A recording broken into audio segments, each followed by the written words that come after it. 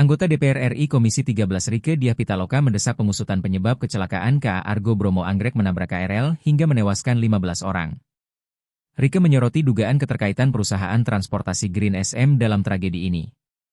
Ia menyebut ada kejanggalan proses perizinan dan operasional perusahaan tersebut di Indonesia. Rieke menuturkan bahwa perusahaan tersebut satu grup dengan pabrikan VinFast asal Vietnam. Perusahaan itu diduga mengajukan izin pada Januari 2024 dan memperoleh nomor induk berusaha melalui sistem OSS pada Maret 2024. Dalam waktu relatif singkat, perusahaan tersebut sudah mulai beroperasi di sejumlah kota besar seperti Jabodetabek, Surabaya, dan Makassar. Saya melihat ada satu kejanggalan, ada indikasi kejanggalan bagaimana di tengah taksi Indonesia sendiri dalam keadaan cengap-cengap susah mau bertahan, tiba-tiba ada perusahaan taksi dari luar dengan izin yang mudah, katanya.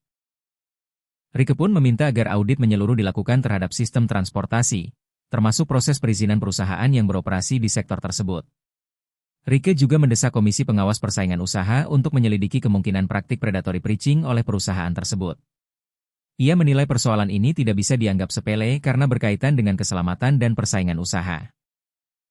Rieke menegaskan bahwa perusahaan Green SM tak ada sedikitpun mengucapkan permohonan maaf atas tragedi tersebut. Rieke juga menyoroti perlunya perbaikan menyeluruh dalam ekosistem perkeretaapian nasional, termasuk penanganan perlintasan sebidang yang dinilai masih rawan kecelakaan. Ia mengapresiasi perhatian Presiden Prabowo Subianto yang disebut telah menyiapkan anggaran untuk penanganan perlintasan kereta api.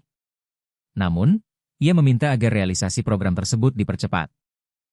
Kita akan terus kawal, dan buat si akunya, ini bukan hanya persoalan kecelakaan biasa begitu, ada persoalan yang cukup serius juga terkait perizinan. Sekali lagi perusahaan taksi, izin operasionalnya wajib dibekukan.